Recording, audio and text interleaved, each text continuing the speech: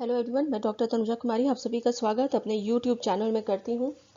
आज मैं आप लोगों से भारत पर अरब आक्रमण के क्या प्रभाव रहे थे इस पर चर्चा करूंगी तथा इस बात पर भी प्रकाश डालूंगी कि भारत पर हुए अरब आक्रमण के संदर्भ में इतिहासकारों के क्या विचार रहे हैं। अगर आप लोगों ने मेरे YouTube चैनल को सब्सक्राइब नहीं किया है तो मेरा निवेदन है कि आप इसे सब्सक्राइब करें, जिससे कि भविष्य में मेरे द्वारा अपलोड किए जाने वीडियो से संबंधित नोटिफिकेशन आपको प्राप्त हो सके। जैसा कि मैंने पिछले वीडियो में आप लोगों से कहा था कि 712 ईस्वी में मोहम्मद बिन कासिम का आक्रमण हुआ था, या फिर हम ये भी इसमें कह सकते हैं कि मोहम्मद बिन कासिम का भारत पर जो आक्रमण हुआ था वह सबसे सफल आक्रमणों में से एक रहा था। परंतु इसके पूर्व भी अल हरिस, अल मुहल्लब और अल मुदहिर के आक्रमण हुए थे, परंतु ये सभी असफल हुए थे। अल हजाज के साम्राज्यवादी नीति के अनुसरण के पश्चात मोहम्मद बिन कासिम को सिंध पर आक्रमण के लिए भेजा गया था, और इसके साथ ही हम कह सकते हैं कि भारत पर अरबों का आक्रमण जो है वह सफल भी हुआ था। भारत पर अरब आक्रमण का इतिहास काफी पुराना रहा है। भारत पर अरब आक्रमण कई बार हुआ, किंतु मोहम्मद बिन कासिम के द्वारा इसे सफलतापूर्वक अंजाम दिया गया था। भारत पर अरब आक्रमण एक महत्वपूर्ण ऐतिहासिक घटनाक्रम रहा है, जिसका प्रभाव हमें भारतीय सभ्यता और संस्कृति पर लगभग 1000 वर्षों तक दिखा। अरब आक्रमण का एक महत्वपूर्ण कारण यह रहा था कि इस्लाम धर्म का प्रचार और प्रसार भारत में किया जाए। अरब लोगों की सोच का प्रभाव तो हमें भारतीय सभ्यता और संस्कृति में दिखाई देती है। साथ ही साथ अरब आक्रमण के परिणाम स्वरूप भारत और अरब इन दोनों संस्कृतियों के मध्य जो प्रतिक्रिया हुई, उसके कारण मुस्लिम संस्कृति पर भारतीय संस्कृति का प्रभाव भी स्पष्ट रूप से परिलक्षित होता है। भारतीय संस्कृति से अरब वासियों ने नक्षत्र विज्ञान, दशमलव प्रणाली, दर्शन, शासन प्रबंध, चिकित्सा जैसे महत्वपूर्ण विषयों पर ज्ञान प्राप्त किया। यही नहीं, अरब भाषा में चरक संहिता और पंचतंत्र ग्रंथों का अनुवाद उसके महत्व को देखते हुए करवाया गया। भारतीय सभ्यता और संस्कृति के परिचायक भारतीय विद्वानों की विद्वता से प्रभावित होकर बगदाद के खलीफा ने उन्हें संरक्षण प्रदान किया। भारतीय सभ्यता और संस्कृति से बगदाद के खलीफा इतने अधिक प्रभावित थे कि खलीफा मंसूर के समय अरब विद्वानों ने ब्रह्मगुप्त रचित ब्रह्म सिद्धांत तथा खंड खंडयक को लेकर बगदाद गए थे, तथा अल फजरी ने भारतीय विद्वानों की सहायता से इन ग्रंथों को अरबी भाषा में अनुवाद किया था। आज के इस वीडियो में भारत पर अरब आक्रमण के क्या प्रभाव रहे थे, इस पर मैं विस्तार से चर्चा करूंगी। अरब आक्रमण के प्रभावों के विषय में यदि हम बात करें तो यहाँ पे हमें सबसे पहले इस्लाम धर्म के नींव के संदर्भ में चर्चा करनी होगी। भारत पर अरब आक्रमण का धार्मिक दृष्टिकोण से पहला प्रभाव यह हुआ कि भारत में इस्लाम का प्रचार और प्रसार हुआ। वास्तव में भारत में अरबों ने ही पहली बार इस्लाम की नींव रखी थी। आगे जब हम और धर्म के क्षेत्र में क्या प्रभाव हुए थे, यदि इसकी हम चर्चा करें तो भारत पर अरब आक्रमण का एक महत्वपूर्ण प्रभाव धार्मिक संदर्भ में यह दिखाई देता है कि इस्लामी राज्य व्यवस्था स्थापित करने के बाद अरब लोगों ने यह सुनियोजित नीति के अंतर्गत सिंध वासियों को इस्लाम धर्म में परिवर्तित करने के लिए एक अभियान चलाया था। इस अभियान का उद्देश्य इस्लाम धर्म की शक्ति में वृद्धि करना रहा था। भारत पर अरब आक्रमण का एक प्रमुख कारण भारत की संपन्नता भी रही थी, जिसके कारण अरब आक्रमण की योजना बनाई गई थी, और सिंध पर अरब की विजय होने के बाद अरबों का सबसे अधिक प्रभाव हम देखते हैं कि आर्थिक क्षेत्र पर ही पड़ा था। सिंध पर अरब आक्रमण और विजय के परिणाम स्वरूप समुद्री व्यापार पर अरबों का एकाधिकार हो गया। यदि भारत के संदर्भ में देखें तो भारतीय व्यापार अरबों के संपर्क में आने के कारण अफ्रीका और यूरोप के बाजार तक पहुंच गया था। भारत पर अरब आक्रमण का एक साहित्यिक और शैक्षणिक प्रभाव यह दिखाई देता है कि भारतीय शिक्षा के महत्व को स्वीकार करते हुए बाजीगर, सिंदबाद और मनका जैसे भारतीयों ने बगदाद के दरबार में अपनी उपस्थिति दर्ज करवाई थी। नेक्स्ट यहाँ पे यदि हम अन्य क्षेत्रों में प्रभाव के विषय में बात करें तो इसमें हम देखते हैं कि ज्योतिष के क्षेत्र पे भी इसका प्रभाव देखने को मिलता है। अरब भारतीय ज्योतिष ज्ञान से काफी प्रभावित हुए थे। इस संदर्भ में अमीर खुसरो के द्वारा यह कहा गया है कि अरब ज्योतिष अबू मशर भारतीय ज्योतिष ज्ञान से बहुत अधिक प्रभावित था, और यही कारण है कि उसने 10 वर्षों तक बनारस में रहकर ज्योतिष का अध्ययन किया था। चिकित्सा के क्षेत्र में प्रभावों के संदर्भ में यदि हम बात करें तो भारतीय चिकित्सा की विशेषताओं से अरब भी प्रभावित हुए थे। इसका प्रमाण यह है कि भारत के प्रसिद्ध चिकित्सा शास्त्री मनका के द्वारा खलीफा हारून अल रशीद की चिकित्सा भी की गई थी। भारतीय वैद्य इब्न धान को बगदाद अस्पताल का प्रधान नियुक्त किया गया था। साहले ने भी खलीफा हारून अल रशीद को ठीक करने का या उनका इलाज करने का कार्य किया था। चरक की पुस्तक चरकसार का अनुवाद भी अरबी में अब्दुल्ला अली द्वारा किया गया था।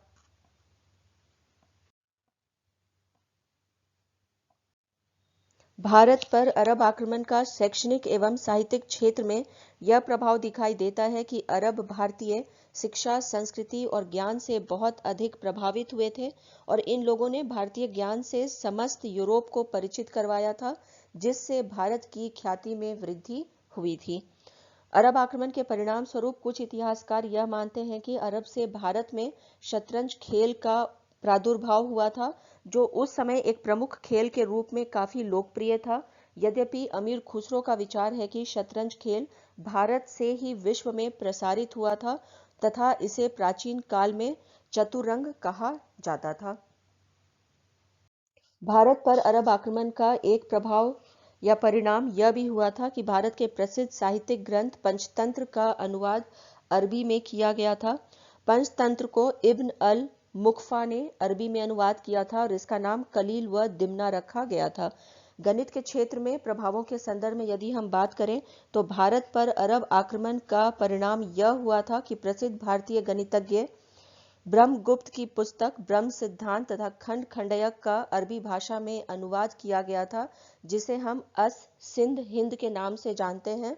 ब्रह्मगुप्त की दोनों पुस्तकों का अनुवाद अरबी भाषा में अल फजारी तथा इब्राहिम पिंजरी के द्वारा किया गया था।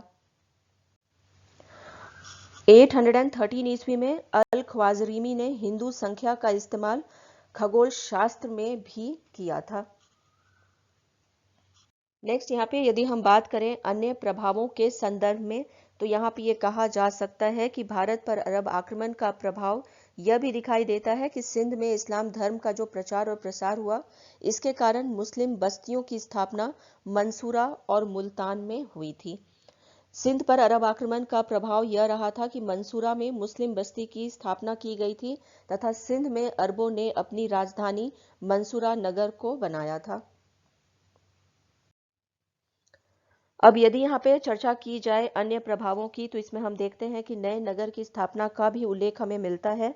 भारत पर अरब आक्रमण का एक प्रभाव यह हुआ था कि अरब प्रशासन के अंतर्गत अलमाफूजा नगर की स्थापना हुई। यद्यपि इसका उद्देश्य प्रतिहारों के आक्रमण से अपने आप को सुरक्षित रखना था, किंतु इससे अलमाफूजा नगर का प्रादुर्भाव ऐतिहासिक दृष्टिकोण से हुआ था। नेक्स्ट यहाँ पे यदि और हम अन्य जितने भी प्रभाव या इफेक्ट्स रहे थे अरब आक्रमण की, यदि उसकी हम बात करें तो इसमें हम ये देखते हैं कि अरब आक्रमण का प्रभाव यह भी हुआ था कि भारतीय विद्वानों से प्रभावित होकर बगदाद के खलीफाओं के द्वारा भारतीय विद्वानों को संरक्षण दिया गया था। इस संदर्भ में हम खलीफा मंसूर का नाम ले सकते हैं, जिन्होंने ब्रह्मगुप्त द्वारा रचित ब्रह्म सिद्धांत एवं खंड खंडयक को बगदाद मंगवाया था तथा अल फजारी ने अरबी भाषा में भारतीय विद्वानों के सहयोग से इसका अनुवाद किया था। अरब आक्रमण का साहित्य एवं संस्कृति के दृष्टिकोण से एक प्रभाव यह दिखाई देता है कि भारत के प्रसिद्ध ग्रंथ चरक संहिता का अरबी भाषा में अनुवाद हुआ था। खलीफा हारून रशीद ने चरक संहिता के महत्व को समझते हुए अरबी भाषा में इसका अनुवाद करवाया था। भारत पर अरब आक्रमण का एक प्रभाव यह हुआ था कि भारतीय अंक पद्धति का महत्व और प्रसिद्धि में वृद्धि हुई थी। भारतीय अंक पद्धति के अंतर्गत वर्गमूल, घनमूल, शून्य, दशमलव को अरब से परिचित करवाया गया था। आगे यदि हम बात करें अन्य प्रभावों की तो उसमें खगोल शास्त्र भी आता है। भारत पर अरब आक्रमण का एक प्रभाव यह हुआ था कि भारतीय खगोल शास्त्र के ज्ञान का अरब में प्रचार हुआ था। भारतीय खगोल शास्त्र के ज्ञान को अरब लोगों के द्वारा स्वीकार किया गया था तथा भारतीय खगोल शास्त्र के आधार पर अल फाजरी ने किताब उल जीज की रचना की है। यदि यहाँ पे हम अरब आक्रमण के कारणों और उसके प्रभावों के विषय में और अधिक चर्चा करें तो हम ये देखते हैं कि भारत पर अरब आक्रमण का शासन व्यवस्था के संदर्भ में परिणाम के विषय में यदि चर्चा की जाए तो अरबों के द्वारा हिंदुओं के महत्व को स्वीकार किया गया था तथा इन्हें प्रतिष्ठा प्रदान करने के लिए महत्वपूर्ण पदों पर नियुक्त किया गया था। भारत पर अरब आक्रमण का प्रभाव यह भी हुआ था कि भारत में गुलाम बनाने की प्रथा अरबों के आगमन के साथ ही प्रारंभ हो गया था। जजिया कर की शुरुआत भी हम कह सकते हैं कि अरब आक्रमण के पश्चात भारत में देखने को मिलता है। भारत पर अरब आक्रमण जब हुआ, इससे सिंध के हिंदुओं को जजिया कर देने के लिए विवश किया गया था।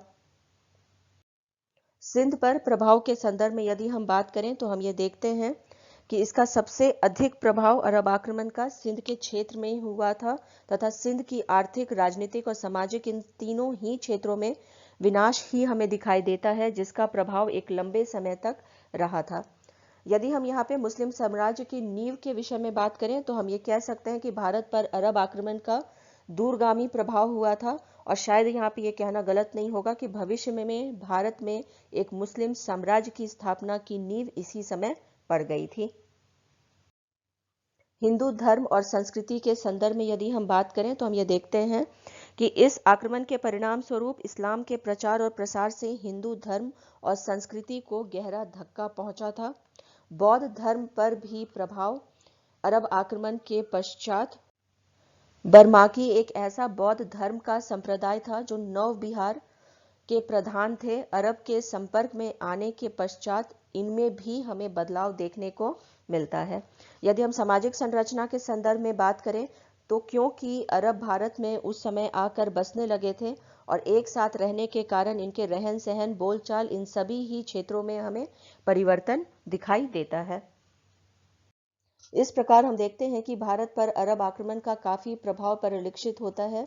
यद्यपि अधिकांश इतिहासकार इसे एक महत्वहीन आक्रमण बताते हैं। जैसा कि लेन पूल ने कहा है, यह भारत और इस्लाम के इतिहास में एक साधारण घटना मात्र थी। भारत पर अरब आक्रमण के संदर्भ में इतिहासकार वुल्सले हेग ने कहा है कि अरबों की सिंध विजय भारत के इतिहास की एक साधारण और महत्वहीन घटना थी और इस विस्तृत देश के कोने पर ही इसका प्रभाव पड़ा था।